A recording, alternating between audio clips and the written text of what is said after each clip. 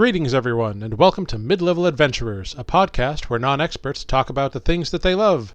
I'm Jarrod, and with me for this first series, as always, is Matt Morris. Hey everyone, this is Matt Morris. This first series is dedicated to a discussion about Dungeons and Dragons. Dungeons and Dragons is a tabletop role-playing game where the players get to build their own characters to represent themselves in the game world. While we have talked about characters in broad strokes back in episode 3 of our show, today we are going into a little bit more detail.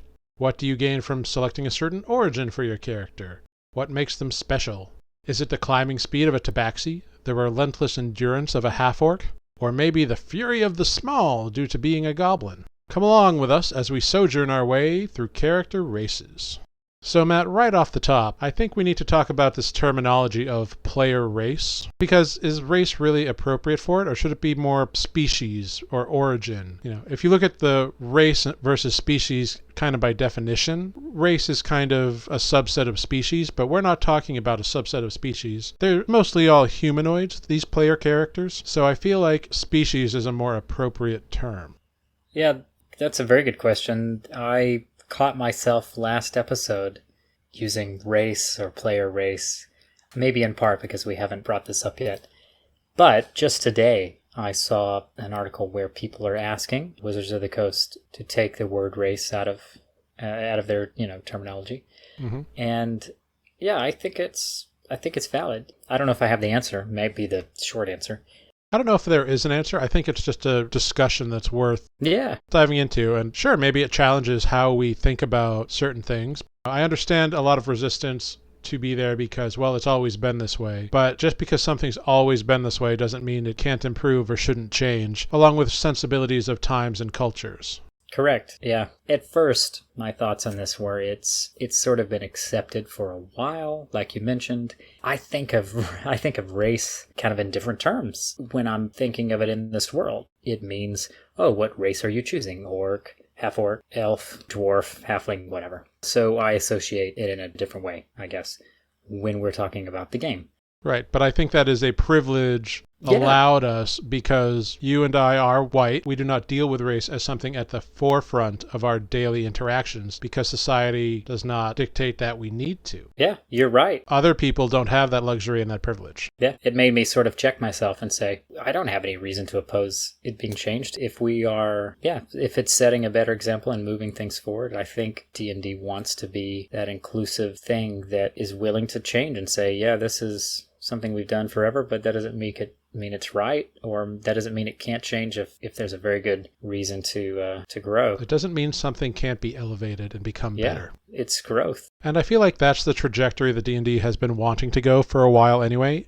Mm-hmm. And especially to come back from real-world interactions for a moment. On a planet, in a dimension, in a world, in a setting where humans are not the only intelligent creatures around, species seems to make more sense anyway. Because if you think about Star Trek, it's not, well, he's of the Klingon race when you're talking about warfare. It's no, he's Klingon. They're a species in the Beta Quadrant. Yeah. It's always another species that people are meeting on the Enterprise. So why wouldn't it be species in D&D? And there may be a couple that are problematic, maybe. That might be a strong word to say species, but you have brought up another possibility, origin. Origin, I've seen heritage used in some games. This is obviously a very long discussion topic area, and we're just getting started. Just scratching the surface. Yes. I think it is something that all players and all those interested in playing kind of need to keep in the forefront, that the terminology of player race may be going away and it may be replaced by something new. I don't think the idea of being able to play a certain type of character is going to ever go away. I think it's an intrinsic part of the game, and it's fun. Correct. But I think just to be a little bit more aware of cultural zeitgeist, we need to be a little bit more forward-thinking in our gaming choices. Yeah. And even in this episode, and as we continue to podcast, I'll try to watch that. I'm going to just sort of naturally probably use the terminology that we've been using, but we'll try to check ourselves as we go. Yeah, I will too. I mean, it is a new step forward that is probably long overdue, that nobody has really thought about, or at least that I have not thought about. Yeah. So we will attempt to be more proactive in terminology that we use.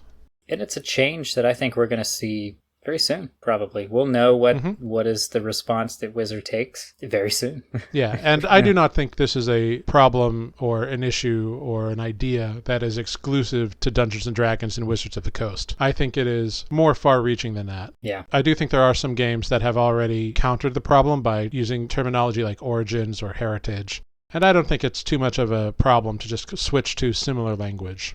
Yeah, it is far-reaching, though. You're correct. There are so many genres, video games, everything, that when you think about it, they sort of, in a lot of ways, have adopted whatever I think D&D has laid the groundwork for. So we may see this sort of ripple effect as if D&D changes. It will become sort of accepted and standard. So I'm curious to see what happens.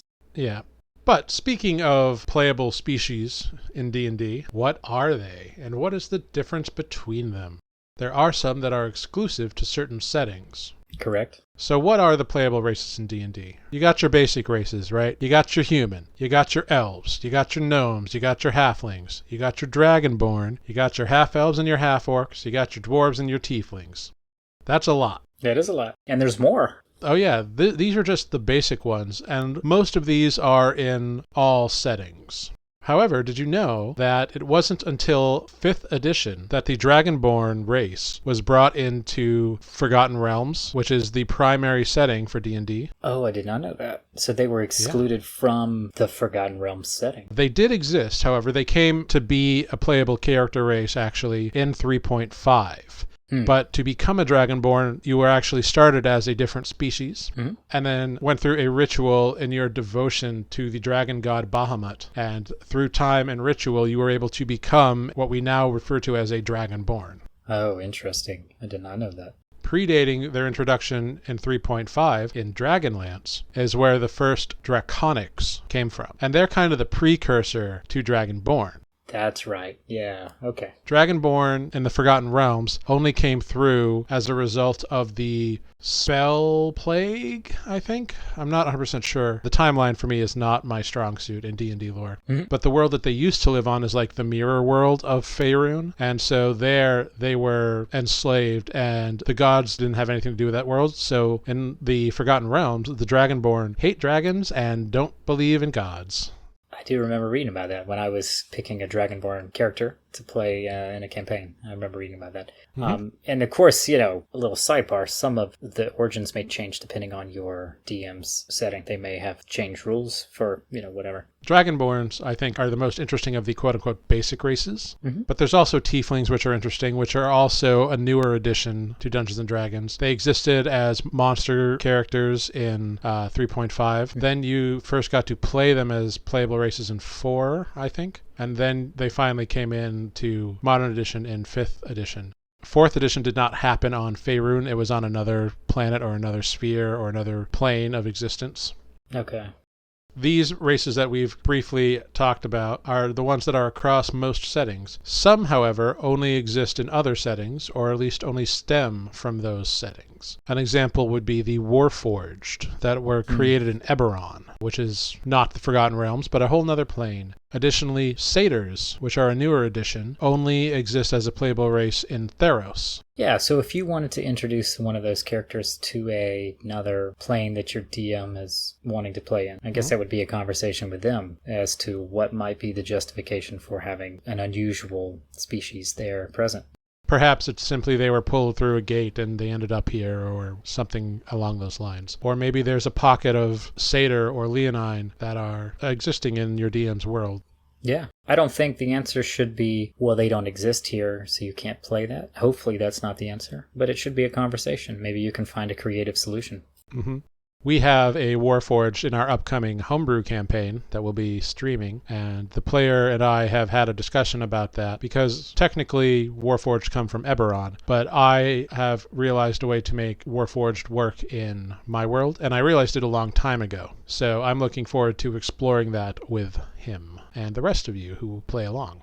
Yeah, that's going to be exciting. And it sounds like it'll be an interesting thing for his character because he may be the only one, yeah? Or am I getting ahead of myself? It is highly possible, at least that you know about. So let's talk about some differences between these races. There's the obvious physical ones between elves and humans and gnomes. Humans are sort of viewed as the most versatile of all the playable character species. I don't want to get too bogged down in mechanics, but each playable species has certain abilities that are intuitive in their natures. For example, a lot of them have dark vision, which allows them to see in the dark to a certain degree. Mm-hmm. Others do not. Some that you think should don't. For example, a Dragonborn does not have dark vision. Yeah, and I really wish that he did. Yet a Tiefling does. Which I suppose that makes sense. They are infernal. Yes, they have an infernal heritage, which just means that either a ancestor of theirs at some point had some interaction with a creature of the hells or the abyss, and their body and blood and descendants were influenced because of that. It doesn't mean they necessarily mated with one, but it could be that they made a bargain and they became a tiefling, or that their descendants were born tieflings because of that bargain. Or they could have been born close to a rift to the nine hells, or any other number of options. But the fun thing about tieflings is they always breed true. If one parent is a tiefling, all that parent's children will be tiefling. Okay. Jumping back to the human, though, I think it's interesting what we started to touch on, because they, from my understanding, I've not actually played one, are often viewed as the most versatile species. Correct. Because of the ability to either spread all your ability scores out, or I think there's a variant human. There are a couple variant humans, actually. A couple of variants where you get to sort of pick what you want to put your better scores in, depending on what class you might like to play. But very often I see other people playing other species, because I don't know, when you go into D&D, sometimes the last thing it's you fun think of, to not be something that looks like you. Yeah, but they are a great choice, and they would be a great choice especially for a starting character. But I fall into the same trap. I'm like, I want to do something different. The most common character created, actually, is the human fighter. The ultimate, and I don't mean this in a bad way, the ultimate beginner character. Yes. Because you're not, you're going to enjoy it. You're going to not be too overwhelmed, and you're going to have a great character. I mean, really, they're going to be fantastic.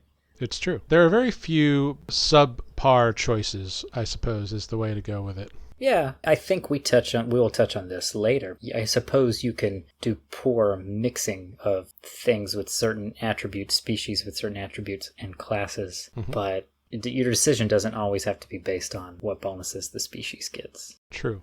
And I think there are a few other options we should throw out as playable species. First of all, there's orcs, which have been problematic in the past. When the orcs in 5th edition were introduced, they originally had a minus to their intelligence as a modifier.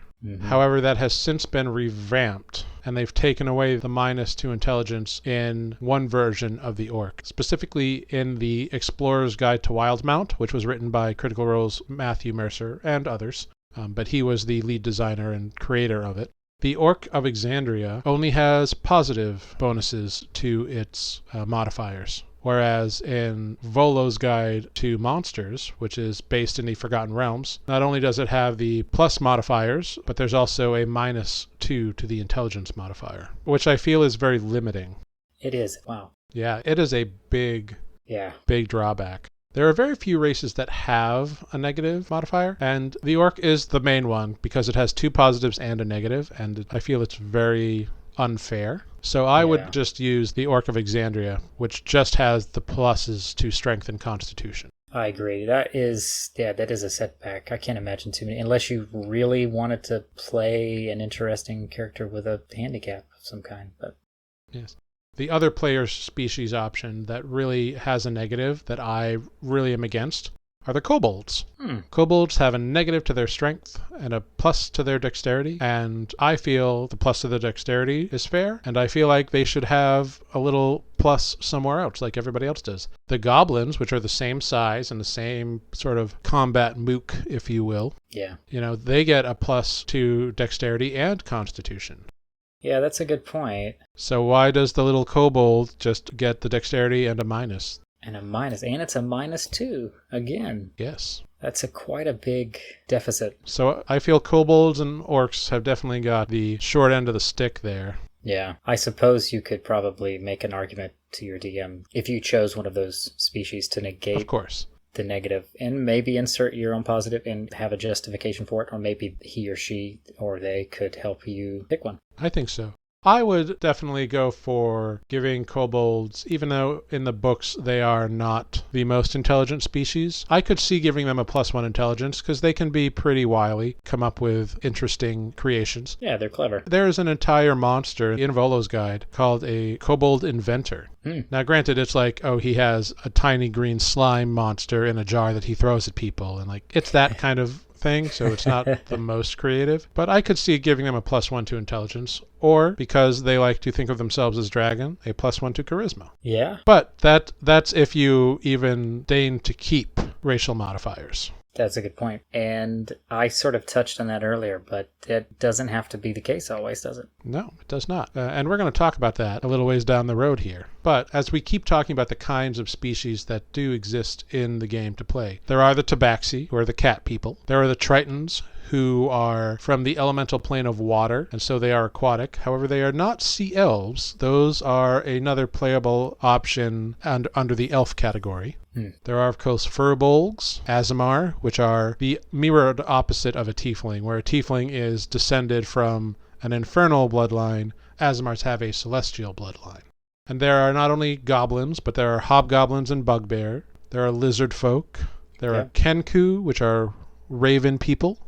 The Aarakocra are humanoid bird people with wings, whereas the kenku do not have wings, and it's a big part of their history as to why they do not. Yeah. And then we get into an option that I personally think is a little bit overpowered. We have the Yuan T Pureblood. The Yuan T are snake people, which is not in and of itself a negative in any way, but they have a certain ability called magic resistance, which means any saving throw that they make against magic, they automatically have advantage of. It doesn't matter what the save is, doesn't matter what the source is. Interesting. The only other option that has anything like that is a subspecies of gnome. They get gnome cunning, which gives them advantage against specifically magic spells with wisdom, intelligence, and charisma saving throws. So they don't get to advantage on a fireball, but a Yuan T does. Oh, that is a bit overpowered. Yeah, it's a bit too much, especially considering that they also get positive bonuses to charisma and intelligence. And they get a certain amount of innate spell casting, and they are immune to poison. All these things together just make the Pureblood a little bit too strong, in my opinion. Yeah. But we also have the Tortell. Gotta love turtles, turtle folk. Yeah, I love a turtle. There are changelings for those who want to be able to shapeshift. There are the Kalashtar, which are similar to elves. I have actually no idea what that is. There are a lot here.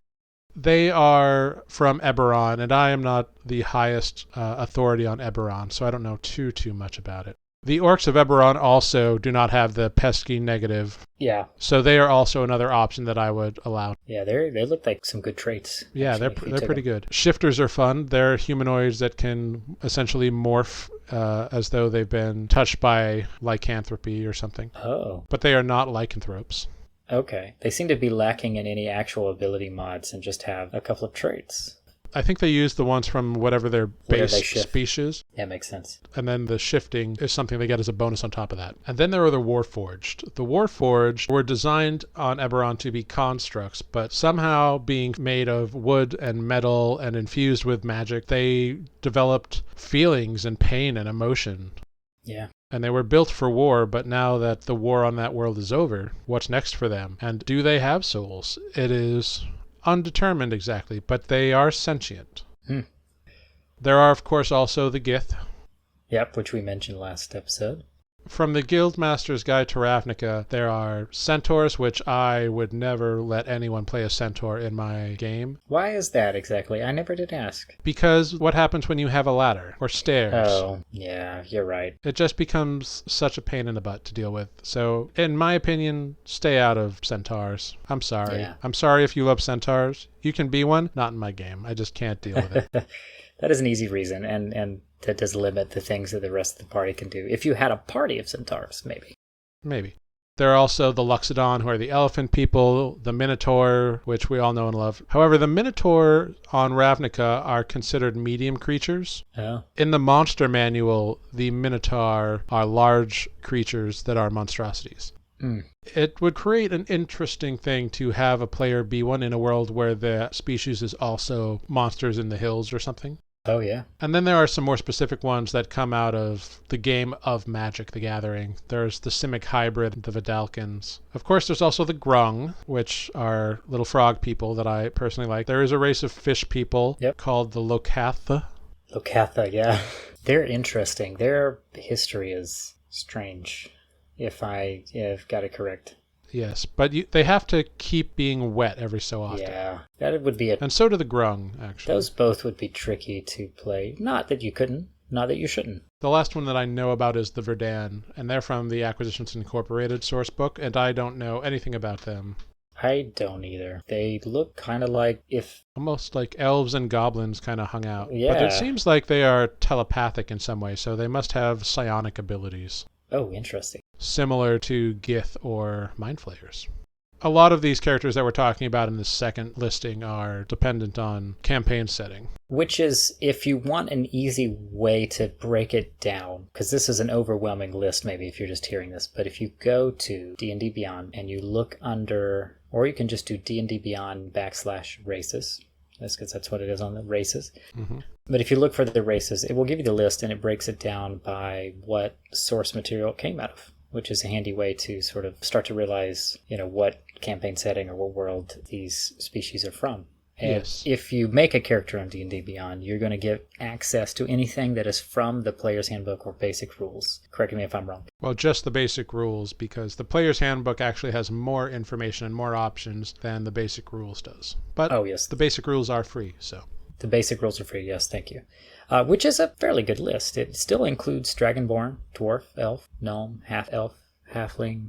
It just limits some of the sub-race options. Yeah, some of the more exotic ones that we mentioned there at the last, those are going to be, you can buy the source material or you can pay for just the race. Mm-hmm. And I think, if I'm not mistaken, it's like $3. Yeah, I think it's like $2.99 to buy a full race, and then it's maybe $1.99 to buy a sub-race that you want to play. Yeah, that sounds right. Oh, how did we miss Ganassi and Goliath? Oh, right, yes. I just looked at that, because I believe that they are included. They are, as part of the player's companion to Elemental Evil, I think. And yes, and the Arakokra, which I always mispronounce, but you can choose those as free options if you make a character. So there you go. The Goliath are fun. They are big, strong, strapping individuals. And the Ganassi add a lot of flavor. There are a lot of options to choose from. So let me ask you this. What are your favorite and least favorite that you have either played or haven't played but want to play? Well, I kind of have a problem. In a capacity, I almost want to play maybe all of them at least once, which I might be exaggerating. I don't know if I could really go through all of them. It would take a long time. Not if the characters die. Not if the characters die. Or, yeah, not if you play with Jarrod. No, I'm just kidding. Whoa. Oh, just kidding. But, yeah, I'll try to name a few. Yeah, go ahead. Pick like your topmost and your bottommost, because that's what we're really interested in. Dragonborn is up there. I think they're a cool species. I'm currently playing one. Mm-hmm. I think if you want something that is versatile as a human, but a little bit more interesting, I guess, not to say humans aren't interesting, but if you're really like, I'm not going to play a human because it's too normal, a half-elf is an excellent choice, I think. Agreed. I think halflings are cool. I haven't played as one yet, but one day. And then I will have to shift over to some of the more exotic. I don't know if that's an appropriate term, but playing a furbolg, I think they're really cool. They're these sort of gentle giant sort of things. They are actually giant kin. Mm-hmm. Of course, their history is a little funny depending on the version, whether it's from 3, 3.5, or 5e. Well, I think they showed up either in AD&D or 2nd edition for the first time. Yeah, they just look like big, red-haired humans. Yeah, they're vastly different than I don't want to say vastly, but they're fairly different than what they are as a playable species in 5e. But they're cool. They're nature-based beings. And then, I've got some that I would like to try. I'm going to try a Tortell. Yeah. How about you? I don't know if I have any dislikes, so I didn't really touch on that, but... Okay. Honestly, I love Tieflings and Gnomes, just because they are so different from one another and from being human or being me. Yeah. I feel that if I had been born in the Forgotten Realms, I would be a Tiefling. Oh, okay. Not because my ancestors were horrible or communed with things or whatever, but just they're so edgelord, gothy. You know, they have tails, they have horns, they have pupilless, solid-colored eyes. What's not to love about them? They look so freaky. Yeah. It is amazing. I love them. And it's part of playing them too, that you definitely look freaky to people, and they kind of look at you like, why is a demon walking around? Yeah. And as for gnomes, they're just so small and cute and happy. Yeah. I feel like a gnome is the exact opposite of who I am as a person. Got more gnome in you than you give yourself credit for. I guess so. Maybe I'm just like ashamed of my inner gnome or whatever. Or maybe that's why I love them so much, because I do have an inner gnome that I wish I could be. I certainly am loving my gnome fighter, and if he ever dies, I will be very sad. Oh yeah. But I do have a tiefling in the back burner, so. Okay. It's funny you bring up tiefling. I don't really want to say I have any dislikes, but a tiefling for some reason is just not high on the list for me. I don't know. I mean, I get the edgelord appeal because part of that does appeal to me, but for reasons I can't explain, they're bottom of the list for me. Yes, I definitely think that those two are my top two. However, I've already mentioned that the origin I am least interested in is the Yuan T. I just feel they are too much. Yeah. The Yuan T Pureblood. Yeah, that's fair. I'm struggling to find a dislike because there's so many that I haven't played, but I suppose I could. You don't have to not like one. They're all likable. Yeah, they all have and there's no right or wrong. Yeah. I mean, I might personally never play an elf because they come to me, they seem just like they'd be snooty or something, but, that might be a completely ridiculous reason to somebody else. We have someone who's playing an elf in our campaign because they are snooty. Yeah. And he plays off the character as being not a fan of anyone who's not an elf, which has made for some interesting social encounters in Waterdeep. Yeah, and if you want to do that and you think you know how to play it, then that could be really incredible. I don't think I'd be good at it, so. Right. I have to admit, I know I can never do it if I play with you, but part of me kind of thinks a centaur would be cool to play, understanding, of course, the limitations. It would have to be a special circumstance. That's the race that I absolutely loathe. Yeah. The centaurs. I guess they're my least favorite rank, and I just think the Yuan T are too much to really be viable. Yeah. But the centaur, no, I just can't. Well, I grew up with horses. My dad was is a horse trainer. I would have them be NPCs or whatever, but just dealing with the day-to-day of having someone with a horse body. You're right. Because, then every tavern has to accommodate for it, and then every house that they go into or they attack or they raid or whatever has to account, or else the centaur just sits on the sidelines where everybody else does things. And that's no fun for the player or the DM. No, you're right. I would probably have the same problem if I started playing one and be like, oh yeah, this was a terrible choice. I mean, I appreciate that they put it in there. They have a lot of options now. Perhaps in the world of Ravnica, that is the source for the centaur player option. Everything is just automatically designed that way. Yeah. Or as if I were a human and we were at war with the centaurs, the easy way to keep them out of our stuff would just be to put a bunch of stairs and ladders in.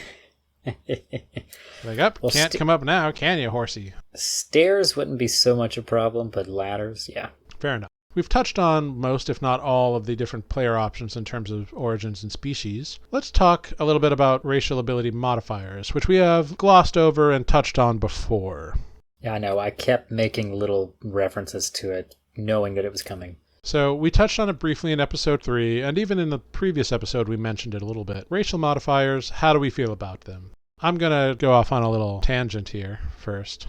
Do it. Take it away. I understand the idea of a racial ability modifier. I get it. You come from a race of strong people, or you come from a lineage of people who are very charming. I understand why the creators of the game put it that way, and I understand why so many other people have done that. But here's the thing. Just because my dad could lift 400 pounds and my mother was extremely charming doesn't mean I'm going to end up either way like that. Strength is something you condition yourself to have. Mm-hmm. Your personality and how charming you are, that is something you develop yourself through observing others, through interacting with others, through teaching. So I think getting racial ability modifiers is a little bit out of date.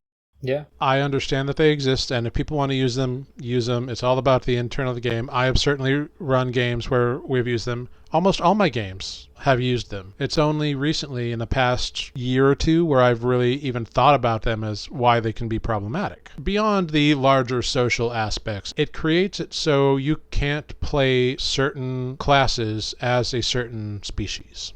Mm-hmm. For example, you would never want to play a gnome fighter because gnomes do not lend themselves to being fighters if you use the racial ability modifiers that Wizards of the Coast puts forth. Yeah. The ability modifiers for a gnome are a +2 to intelligence and then a +1 to either con or wisdom depending on the subrace you get. If you're going to be a fighter, you want your strength and your constitution to be two of your big stats. Mm-hmm. And depending on the way that you are generating your ability scores, you can kind of get boned with that. If you're using the standard array or point buy, you can only get so far, and then you're just not going to have the oomph that you wish you could, and so you're always going to have a subpar character. Which maybe that's fine for you and not an issue, or maybe it just takes you a while through leveling up to achieve what you want, which is a valid option, and if that's the way you want to play and that's the way you want to go for it.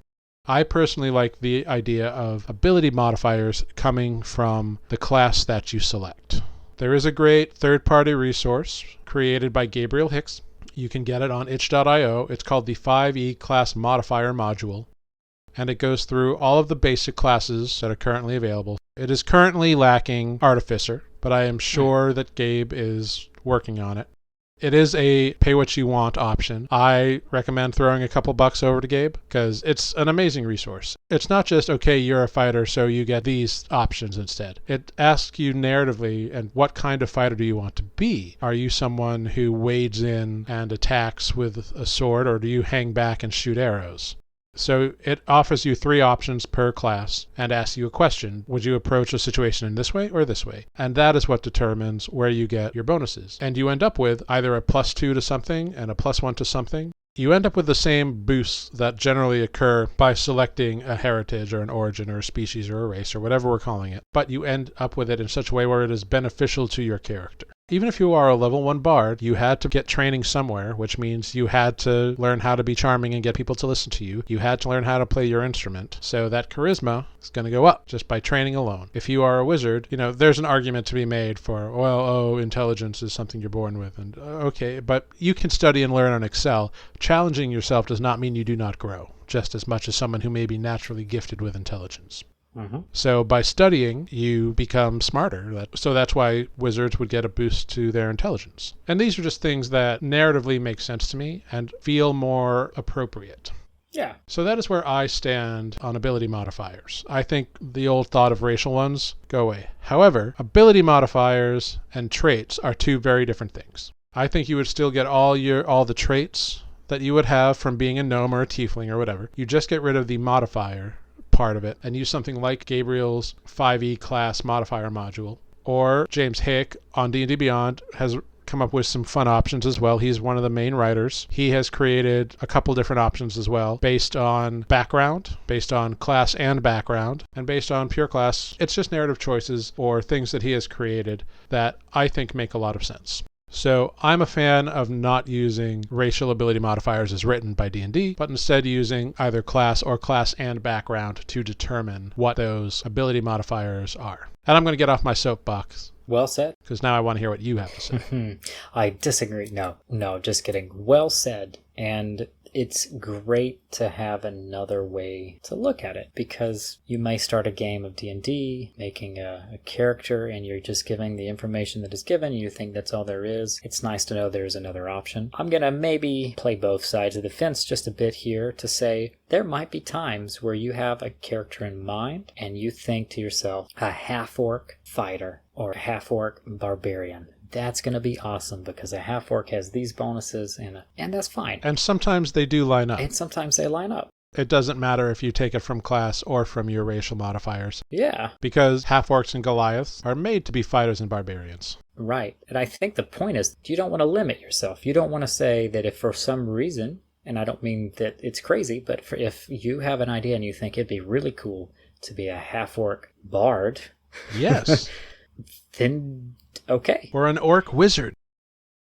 Or an orc wizard. I think that's great. A good example of this that I've seen I don't know, maybe it's an unfair comparison because it's a video game, but the Elder Scrolls series, specifically sort of Oblivion, Skyrim era, kind of gave you the freedom to say, I want to make an orc, but you know what? He's going to be a wizard. Mm-hmm. And if I train enough, I'm going to get those skills and I'm going to be a wizard. And that's cool. How boring would it be if every elf was either this class or this class because of their racial modifiers? So I think it's okay if you have if you're like, oh, I want to play a half-orc barbarian because of the whatever, great, but you don't have to. Having tried the module now, Gabe's module, I think it's fantastic. Mm-hmm. I've made 2 test characters with it so far. One of them, funny enough, after going through and answering the questions, you get 3 questions in the module under each class to help determine your ability scores, modifiers. I ended up making a character that had the same modifiers based on those questions that they would have had in vanilla D&D 5e. Right.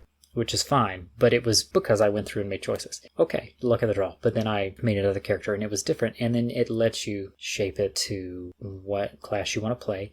And then, like you said, you still get the racial traits. Correct. So if you want to play I'm going to grasp. I'm just going to use an example that I did. If you want to play a Tortell, because they have a natural armor that's their shell, and they've got cool claws that are a natural weapon, you still get those. But if you want to make that Tortell a bard, to use another sort of something that doesn't seem like it would match, you can still do that. So that's very cool. Mm-hmm. I think the choices are nice. If you are, however, in a setting where the DM is saying, we're only going to use the module, that's fine. Go for it. But I think maybe it's problematic if all characters are doing different things, but perhaps the choice should be yours as the player. Do I want to use vanilla? Do I want to use something different? Yeah, it's an evolving thing. This Twitch stream that we're going to be doing is the first game where I have said, all right, we're going to use this module and it's going to be cool and it's going to be great. There were a few questions during character creation that a few people brought up because some people were like, so I don't get this cool thing that I thought I was going to get? It's like, no, you get that. Mm-hmm. You get that ability. We're just dealing with the modifiers. And there was learning curves and talking about it. But I think everybody's very happy with where their character has ended up. Yeah. So I'm looking forward to it. I think it kind of gives you the best of both worlds.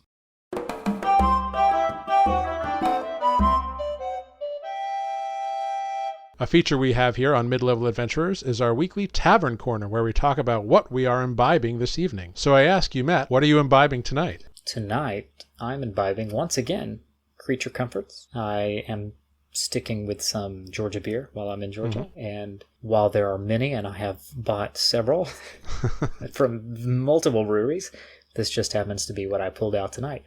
It is called Galactic Space Circus. Oh my, that's intense. It is. But this is, in fact, a hazy IPA, and it's quite good. It's almost dry, but not too bitter. I like it. Cool. Apparently it contains lactose. I just read that on the can. So, which is not uncommon. They have been putting lactose in things like milk stouts, which I had the other night, and certain IPAs. Well, I've talked way too long about that. What are you drinking tonight? I am drinking Founders Solid Gold Premium Lager. Ooh. Yes, I've had Founders before, but it wasn't their lager. Again, it is another lager because it's summer, but it's just smooth and crisp. The previous lager I had was the Longboard from Kona. This one lacks the twang on the back end, so it goes down a little cleaner and a little smoother. I like them both. This one I think it's less alcohol by volume, but it's smooth, it's clean, it's crisp. I really like it. Everything you want in a lager, really. Yeah, it's not aggressive, it's not hoppy. I was a little nervous when I picked it out, but it's actually pretty good. I think the other thing that I had had by Founders was a hard root beer or something. Maybe I'm totally wrong, but I just remember a dark bottle and like a gold label. So it could have been anything, I don't know. But this Solid Gold Premium Lager, I am down with it. Founders, which is quite big now, but still independent. I don't know all the terminology now. They are co-owned in a small percentage by someone else, but I still think they count as independent. They're very famous for certain beers that are well sought after, especially their stouts. But I haven't explored a lot of their lighter stuff, so that's good to know. That's something I'll have to watch out for. Yeah, and it was surprisingly inexpensive for the 6-pack. Granted, it is in can form and not in bottle form. I don't drink a lot of lager, but I do appreciate a good clean beer that, in contrast to what I had tonight, is something you can keep drinking. Honestly, that is what I want in a beer. Yeah, I love IPAs and things that are unique and have complex flavors, but sometimes you cannot drink too many. Your tongue just gets... Or you get that beer bloat. Yeah. That might be why I prefer lagers and pilsners that are cleaner and a little bit lighter, and tend to shy away from stouts, because I don't drink very often. You wouldn't think it by this podcast, but I really don't. Well, that is what we're imbibing tonight.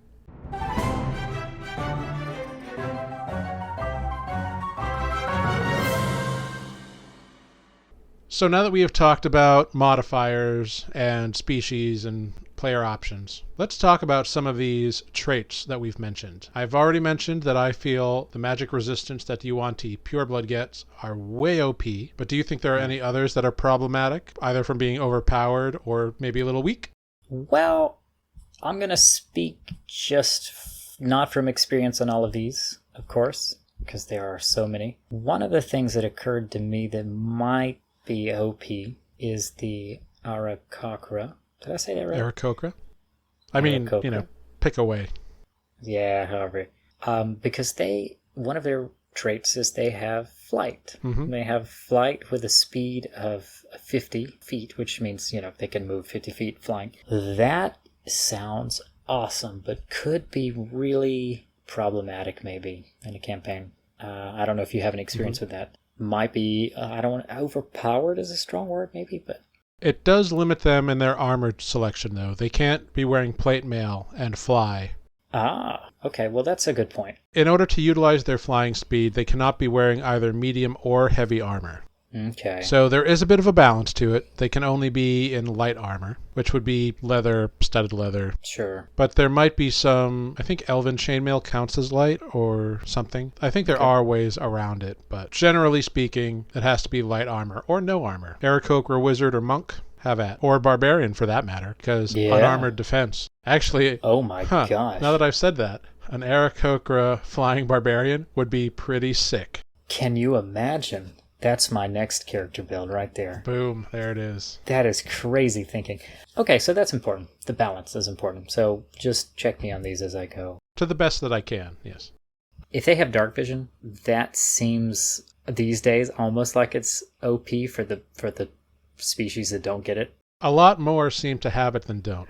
Yeah, there's a lot that have it these days, and so it makes the ones that don't feel like they just got left. I mean, it makes sense, the ones that don't, but so many have it now. So that's the thing. Mm-hmm. I don't know. There's a few like, okay, I'm about to play a Tortell, and I don't think any of his things are OP necessarily. I think it's balanced. Mm-hmm. So this is an example of that. He's got a natural armor, which is the shell of a Tortell. Mm-hmm. He can not wear armor outside of that. Yeah. So balance. He can hold his breath for a long time underwater. Yep. He can't really swim. Nope. so balance. And that might be seen as a weakness, but I think as long as they're balanced, there's just things to be aware of when you pick. You could maybe argue that like, oh, a turtle can swim, but like not all turtles can swim that well. So, so far the ones that I played, I feel like have been balanced. So I'll turn it over to you, really. It's funny you mentioned Ganassi, actually, because I feel that many of the subspecies of Ganassi are actually a little bit weak compared to others. Yeah. For example, air Ganassi, sure, they can cast Levitate once per long rest, but Drow can also do that. However, one of their traits is they can hold their breath indefinitely as long as they are not incapacitated, which, let's be honest, rarely comes up. So it's an interesting feature, but not a useful one. Similarly, the Earth Ganassi can move across difficult terrain made of earth or stone without expending extra movement, which if you're in a campaign with a lot of barren rocklands or fallen rocks or whatever, sure, that can be useful. But if you're in a city for a long stretch of time, it's not really that useful. The Fire Ganassi are the only Ganassi that get dark vision, and they get fire resistance. So they are almost Tiefling-like in that way. And those are two really big bonuses. They also know the Produce Flame cantrip. And they get another spell, they get Burning Hands at 3rd level. So the Fire Ganassi are super powerful by comparison to the Air and the Earth Ganassi. Yeah. And then there's the water Ganassi. They're acid resistant, so that's good. They can breathe air and water, okay. They do get a swimming speed, but they also get the Shape Water cantrip, and they get Create and Destroy Water as a spell at 3rd level. So the water Ganassi and the fire Ganassi, I think, work out pretty well and are pretty good. I just feel the earth and the air Ganassi are so underwhelming by comparison. Yeah. I think those monsters, creatures, choices are interesting in a narrative perspective, but just mechanically I feel that half of the Ganassi are not worth the time. Yeah. That's a good thing to bring up, that certain perks, certain traits aren't always useful. And you might be frustrated getting something that sounds like it's going to be really cool, only to find that you might never use that trait, or that it's limiting in some way. Mm-hmm. And it might depend on how your stats are rolled. For example, playing a Furbolg in one of their traits is Speech of Beast and Leaf, I believe, which allows them to talk to plants and animals, not really communicate in the sense that they don't necessarily get anything back, but they can speak to them. Mm-hmm. But it's based on charisma. And in my particular character, he's a druid, that wasn't a particularly high score. In fact, it was a really bad score. So that racial trait becomes almost useless. And it is interesting to think that, if, you don't necessarily think of a Furbolg, especially a druid, being necessarily charismatic. So there are things that may not necessarily always work out unless they're built a certain way. Right. And that could be, could be disappointing, could be part of it. The Dragonborn I'm playing, they have a breath weapon. I'm glad you brought that up. That is one of my favorite racial traits. Yeah, it's really awesome. The downside might be, as I've heard other people say, that it doesn't level very well. Yeah, I wish it did have a scale. Yeah, it really doesn't scale beyond like 3rd level or something like that. Either by damage or range. Either one would be cool. Which is bittersweet, right? It's a really awesome ability to have at level 1 to level 3, and then you'll probably start to see it fall off a bit. So that's a shame. Conversely, you've got things like the half-orc, which the traits they get. Relentless Endurance is amazing. Oh, I know. As long as you're putting them in a fighter. So this may be the catch, right? If you wanted to play a half-orc. Or a half-orc wizard who gets knocked down to 0 and then pops back up to 1. That can change so you're right. a game. You're right. That actually proves the point, which is that they might be borderline OP because their traits are just really that good. Like, you could put them in almost anything and they're going to be beneficial. Mm-hmm. There are so many that we could never cover them all in this short discussion that we're having. But those are just a few that we wanted to highlight because they are worth it, I think. Yeah. You ask around, you read enough, you might start to see enough, information online or somewhere from other people of things to maybe, I don't want to say avoid, but be aware of maybe, quote, weak traits. Mm-hmm. Yeah, and of course these are entirely based on our personal preference. Yeah, exactly. For example, the Tabaxi and their feline agility, so wonderful. The fact that they just can double their speed, providing they don't move the next turn, or they don't get it back until they spend a turn not moving, is crazy. Because they just run across. Yeah. The Tabaxi Monk in my home game, he can cover so much ground in so little time. And he's also a shadow monk, so he can teleport via shadows. Wow. Yeah. That's scary. And you'll find examples, you may do it on purpose, you may get it by accident, where things like that will really play well with each other. Mm-hmm. And the traits will start to stack, to use a gaming term, with class abilities. Yeah, synergy is a big part of the game. Oh, yeah. The developers of D&D, they tried, right? We're not knocking on that. They try to make things balanced. Mm-hmm. But inevitably, not everything can be perfect. Oh, sure. You've got some that I haven't explored yet that just seem like they stuck a bunch of cool traits on something that might be hard to play because it's a weird species, and I'm thinking of the bugbear. Mm-hmm. People see that. Normal people in a town, they're going to be like, what? Your first reaction might be like, send the guards out, there's this monster in our town. Right. But he's got some interesting traits. He's long-limbed, so his reach, they reach has increased, right? Yeah, so they can attack something 10 feet away instead of 5 feet away. That's crazy for a melee fighter. But they're also stealthy. Yeah. They are preternaturally stealthy for some reason. The cool thing is, if you can surprise a creature, get advantage on the attack before they get to react your first turn in combat, you hit them, you deal extra damage. But the cool thing is, it is per combat and not per rest, which is unusual. Oh, that is. Per combat encounter. Because you can have 5 combats before a short rest. Oh, that's cool. Yeah. That might be. Yeah, it is on my list of things to try. It would be cool to have a character play that, and depending on the world, see how that plays out in terms of how the world and society interacts with a bugbear walking around with a bunch of people. Yeah, and that's the thing. I think I've been guilty of this, of wanting to play something a little more out there and forgetting that comes with some, drawbacks. People are going to look at you different, and your interactions with other people are going to be maybe unusual. Mm-hmm. I think the bottom line here is, though, there are certain things that definitely make sense and you should expect to get. Like if you want to play a Tabaxi, you're going to get the cat traits that come with that. But the beauty of using something like Gabe's module is you can fine-tune their other ability scores to fit with what you want. Yeah, I feel by using the ability score module or some similar product is a really good way to play a character that has traits that you like, but not feel your class is underwhelming or underpowered. If you think about it, your class is your profession. How do you get into your profession? By training. Whether it's on-the-job training or whether it's you went to school and studied, you train. All that being said, is there a species or a player option that you have not played that really intrigues you? And I feel we've touched upon this a little bit. You've thrown out a couple. You kind of want to try everything. Yeah. The one shining thing that you've never done that would be really fun to do. For me, it is a Warforged. I find them so fascinating. I don't know if I would love it. There's a lot of cool options in there. I would definitely be interested in playing it. I think for me, it's a Warforged. I've never played it. They're new to me, but those are the ones that intrigue me. They do sound really cool. There are a couple more I would like to... It's a matter of time, I guess. I think any of the more animal-based ones interest me a lot. Sure. So they might make it to the top of the list. But even you saying Warforged, I'm like, ooh, now I want to play. I guess I'm that guy that's like, whatever you do, I want to do it. Yeah. That's a good idea. I didn't think about that. Yeah, I didn't think of that. But there's so many, and that's the beauty of it. So you've got a long time and many, many games before you're hopefully going to do the same thing twice or get bored. Yes.